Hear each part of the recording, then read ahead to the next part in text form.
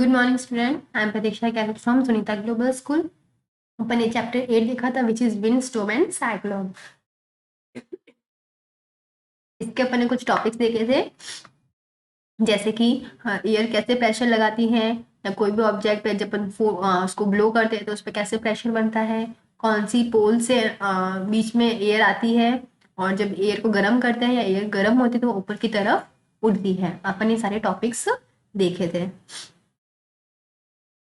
आज अपन new topic start करते हैं, thunderstorm and cyclone. Thunderstorm and cyclone क्या होता है? सिंपल सी चीज है। थंडरस्टॉर्म यानी कि बारिश का आना, तूफान का आना, ये सब चीजें साथ में होती है। और साइक्लोन क्या होता है? एक ही जगह पे जब वो चीज गोल गोल गोल गोल एयर क्या करती है, मूवमेंट करने लगती है, उसको बोलते हैं अपन cyclone. Thunderstorm develop in hot humid tropical area like India very frequently. Thunderstorm ज्यादा कहाँ पे आता है? जो एरिया गर्म वाला हो, जिसमें ह्यूमिडिटी हो, ह्यूमिडिटी यानी कि हल्की सी नमी हो, और ट्रॉपिकल एरिया जैसे कि India. The rising temperature produce strong upward rising wind. यानी कि ऑब्वियसली जब बात गर्म एरिया की बात करते हैं तो वहाँ की जो हवा चलती है वो भी क्या होगी, गर्म होगी। हवा गर्म होने से हवा क्या करेगी, ऊपर की तरफ उठने लगेगी। ये मैंने आपको पूरा समझाया था। यानी कि जो गर्म हवा होती है वो ऊपर की तरफ उड़ती है। वो अपने साथ क्या लेके जाएगी? पानी की बूंदे। Where they freeze and fall down again. और ऊपर जाके फिर ऊपर ठंडा ठंडा एरिया होता है तो पानी की बूंदी क्या होती है, जमने लगती है। और जब बहुत सारी पानी की बूंदी इकट्ठी हो जाती है तो वो क्या हो जाती है, वापस गिरना स्टार्ट होती है, यानी कि बारिश आना स्टार्ट हो जाती है। The Swift movement of falling water droplet along the rising air creating lightning and sound, it is the event that we call out a thunderstorm। यानी कि बारिश का आना लाइटनिंग के साथ। यानी कि लाइटनिंग क्या होता है, बिजली चमकती है ना, उसको बोलते हैं लाइटनिंग। यानी कि बारिश का आना लाइटनिंग के साथ, और बहुत तेज आवाज करना। ठीक है, यानी कि जब आपने देखा होगा बिजली चमकती है तो ना बहुत तेज आवाज भी आती है कभी कभी, तो उस आवाज का आना, बिजली का चमकना, बहुत तेज हवा चलना, बारिश का आना, ये सब क्या कहलाता है, थंडरस्टॉर्म कहलाता है। You will read about lighting in higher class. अब बिजली कैसे चमकती है उसको आप अपनी में देखोगे। फिर अपना नेक्स्ट टॉपिक है how thunderstorm become a cyclone. यानी कि थंडरस्टॉर्म साइक्लोन बनता कैसे है। You know that water require heat when it changes from liquid to vapour state. यानी कि पता है जब पानी गर्म होता है तो जैसे आपने घर पे भी देखा होगा, जब अपन पानी पानी को गर्म करते हैं, यानी कि पानी को जब बॉईल करते हैं तो बॉईल करने से क्या होता है, वो लिक्विड किस में चेंज होता है, वाटर वेपर में। Does the water give back heat and vapour condense into liquid? Can you recall any experience to support this? क्या आपको ऐसा कुछ एक्सपीरियंस हुआ है? बिफोर क्लाउड फॉर्मेशन, यानी कि बादल के बनने से पहले, water take up heat from the atmosphere to change into vapour. यानी कि जो समुद्र में पानी होता है, तो नदियों में पानी होता है, वो गर्म होने की वजह से क्या होता है, ऊपर की तरफ उठने लगता है, यानी कि वाटर वेपर में चेंज होता है। When water vapor changes back to liquid form as a raindrops, this heat is released to the atmosphere। और जब वो बारिश जो पानी बारिश के फॉर्म में जब आके गिरती है तो जो गर्म जो हीट थी ना वो वापस एटमोसफेयर में रिलीज्ड हो जाती है। The heat release to the atmosphere warms the air around. अपने आसपास की जो फिर हवा होती है उसको क्या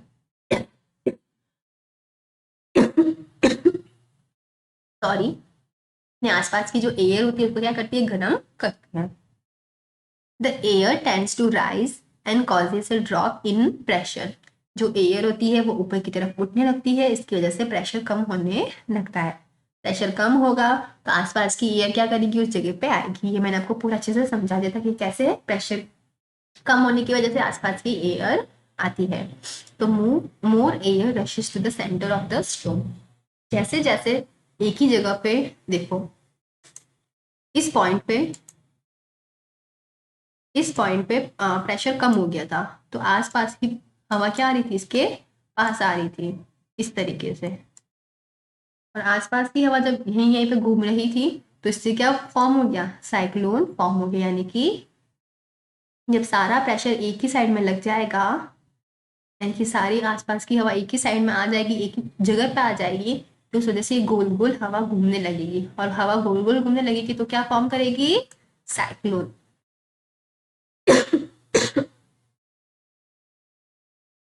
More air rushes to the center of the storm. This cycle is repeated. The chain of event ends when the formation of very low pressure system with a very high speed wind revolving around it. यानी कि यहाँ पे pressure कम है लेकिन यहाँ पे wind की speed बहुत ज्यादा है, यानी कि वो गोल गोल घूमती रहती है।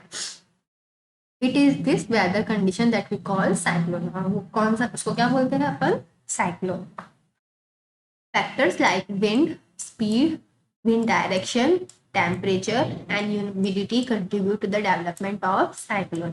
यानी कि साइक्लोन कैसे बनता है, इन सारी चीजों से बन जाता है। देखो ये इस तरीके से बनता है, अपन देखते हैं यहाँ से, यानी कि अपन क्या आई यहाँ पे है, बीच में क्या है, प्रेशर कम है, आसपास की एयर क्या होती है यहाँ पे आती है, वो ऐसे ऐसे उसके चक्कर लगाने लग जाती है। देखो आपने ये जो सैटेलाइट से ले रखी है, ये आपको रियल में दिख जाएगा, इस तरीके से साइक्लोन बनता है।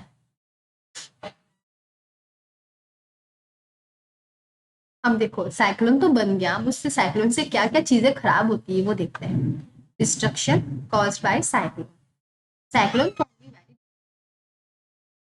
बहुत ज्यादा डिस्ट्रक्टिव है, यानी कि डिस्ट्रक्टिव यानी कि क्या होता है, बहुत ज्यादा नुकसान करने। Strong wind push water toward the shore even if the storm in hundreds of kilometer away। यानी कि बहुत तेजी, अब देखो एक ही ऐसे आप खड़े हो, आप खड़े हो, आप खड़े हो, खड़े हो, अगर बहुत तेजी से आपके ऊपर हवा आ रही है तो आप अपनी जगह से तो हिलोगे, या बहुत तेजी से अपन एकदम आपके ऊपर पानी फेंकते हैं तो अपन अपनी जगह से एकदम हिल जाते हैं। क्यों? क्योंकि इतनी तेजी से प्रेशर लगता है अपन अपन पे कि अपन क्या करते हैं, उस अपना बैलेंस नहीं करते, अपन उस जगह से हिल जाते हैं। जब strong winds push water toward the shore even if the storm is 100 of the kilometre away, they are the first indication of approaching cyclone. देखो साइक्लोन आने पता कैसे चलता है, जो पानी की वेव्स होती है ना ऊपर की तरफ बहुत तेज उठने लगती है, यानी कि वो पानी जो साइक्लोन क्या करती है, उसमें इतनी तेज हवा चलती है, हवा इतनी तेज चलती है कि इतना तेज पानी में प्रेशर लगता है, प्रेशर लगने की वजह से जो पानी होता है वो ऊपर की तरफ बहुत तेज उठने लगता है। The water waves produce by the winds are so powerful that a person can not overcome them. यानी कि वो इतनी पावरफुल होती है वेव्स कि ना उसको कोई इंसान तो उसमें जिंदा रह ही नहीं सकता है। The low pressure in I lifts water surface in the center. The rising water may be as high as 3 to 12 metre, यानी कि वो 3 से 12 मीटर तक की ऊंचाई तक जाती है waves.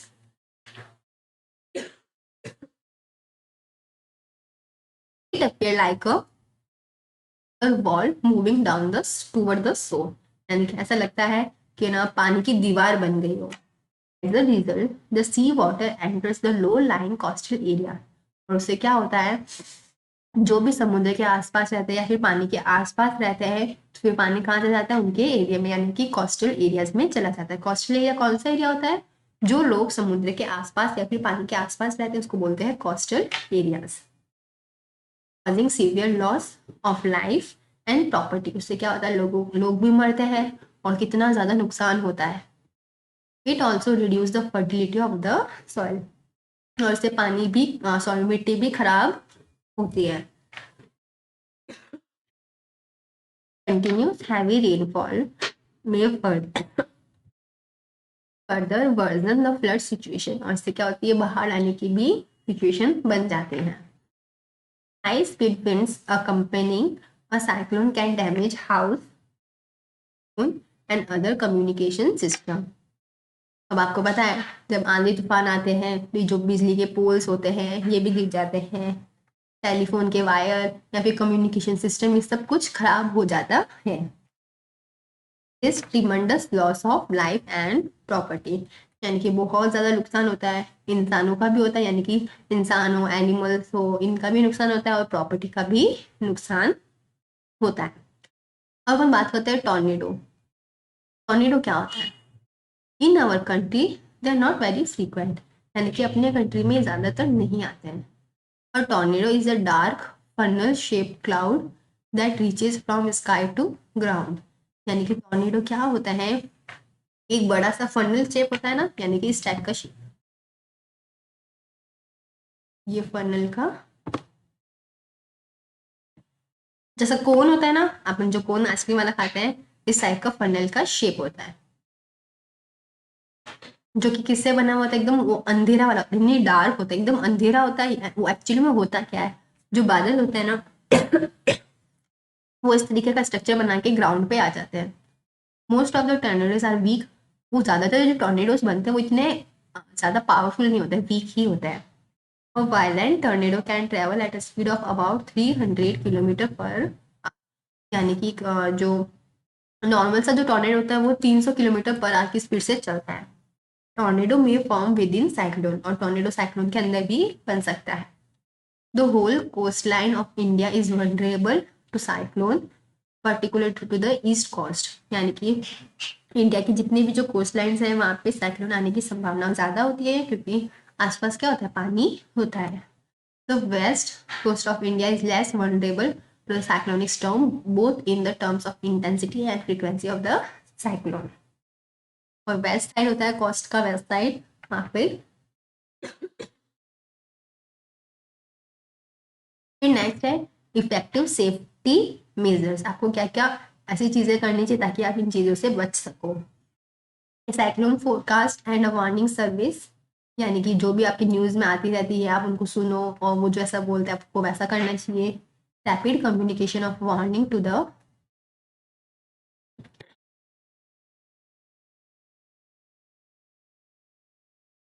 Government agency, the ports, fisherman ships and to the general public, यानी कि जो भी इंफॉर्मेशन देते हैं, जैसे फिश वाले फिशरमैन को क्या बोलते हैं कि आप जाना मत फिशिंग करने के लिए। देखो टॉर्नेडो इस टाइप का होता है, यानी कि ऐसा लगता है कि बादल नीचे आ गए, लेकिन वो रियल में ब्लैक कलर का होता है। जो क्लाउड्स होते हैं वो ग्राउंड पे आने लग जाते हैं।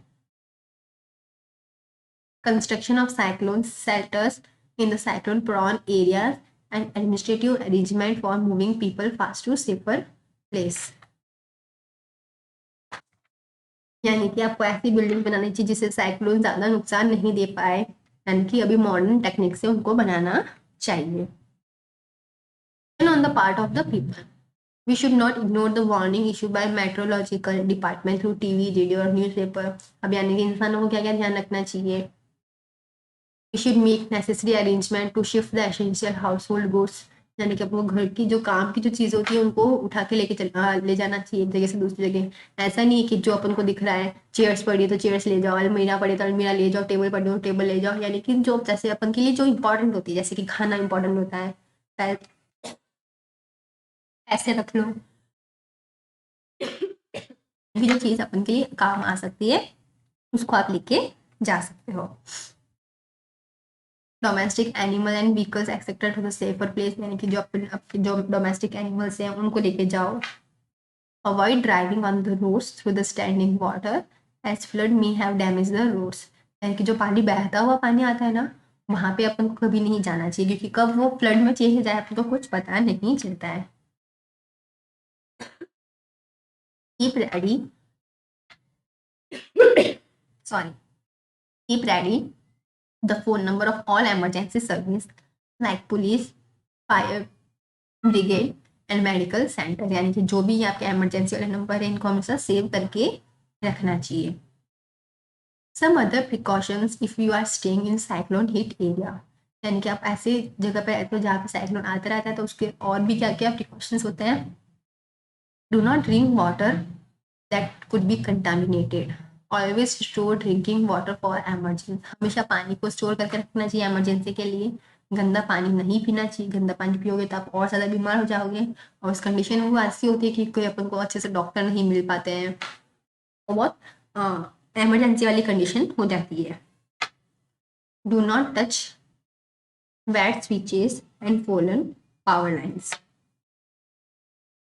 यानी कि अपन को जो गीले स्विच होते हैं या फिर पावर लाइन जो गिर जाते हैं उनको टच नहीं करना चाहिए। Do not go out just for the sake of fun, यानी कि सिर्फ बार मस्ती मजाक के लिए अपन को नहीं निकलना चाहिए। Do not pressurise the rescue force by making undue demand, और जो भी रेस्क्यू फोर्स होती है उनको ज़्यादा उस वक्त परेशान भी अपन को नहीं करना चाहिए, यानी कि छोटी छोटी चीज़ों के लिए। Cooperate and help your neighbours and friends, यानी कि आपको उस प्रॉब्लम से सॉल्व करने के लिए खुद से भी थोड़ा बहुत कुछ हेल्प करनी चाहिए। अगर आपके पड़ोस में कुछ प्रॉब्लम आ गई है तो आप चाहो तो उनकी हेल्प आप मतलब ऐसी हेल्प जो अपन कर सकते हैं तो आप उनकी हेल्प करनी चाहिए अपन को। यानी कि सारे तरीके थे कि अपन साइक्लोन से अपन को क्या क्या ध्यान रखना चाहिए। तो कोई भी प्रॉब्लम आ जाए, सिर्फ साइक्लोन नहीं, अगर फ्लड आ जाए या कोई भी प्रॉब्लम, ये सब उस वक्त अपन को ये सारी चीज़ें करनी चाहिए। अब अपना नेक्स्ट टॉपिक क्या है, एडवांस टेक्नोलॉजी हैज हेल्प।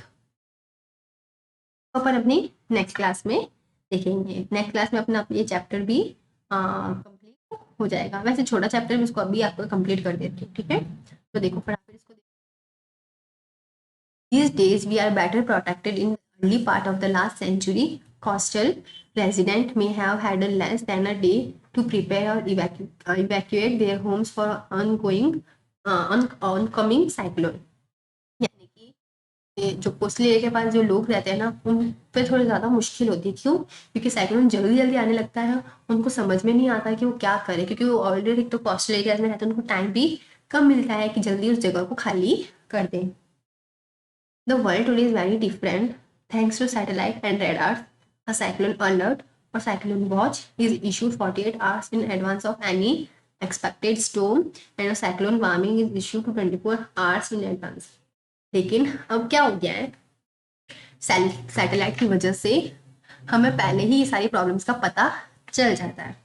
पता चलने से हम क्या करते हैं, पहले ही वो जो कोस्टल एरिया वाले जो लोग हैं उनको पहले ही इन्फॉर्म कर देते हैं कि उस जगह से क्या करो, खाली कर दो और सेफ जगह पे चले जाओ। यानी कि अपन को एक अच्छा सा टाइम मिल जाता है उनकी हेल्प करने के लिए। The message is broadcast every hour और हाफ आवर, और ये जो न्यूज़ होती है हर आधे घंटे में बार बार बताई जाती है। Several national and international organizations cooperate the monitor cyclone related disaster, और बहुत सारे नेशनल वाले होते हैं या इंटरनेशनल की बात करें, वो इन सब चीज़ों का ध्यान रखते हैं और वो हमारी हेल्प भी करते हैं, ठीक है। तो इसी के साथ अपने चैप्टर भी कंप्लीट हुआ। नेक्स्ट क्लास में अपने न्यू चैप्टर स्टार्ट करेंगे। अगर इस चैप्टर में से आपको कुछ समझ में नहीं आया हो तो आप मुझसे पूछ सकते हो। तब तक के लिए stay home, stay safe, good.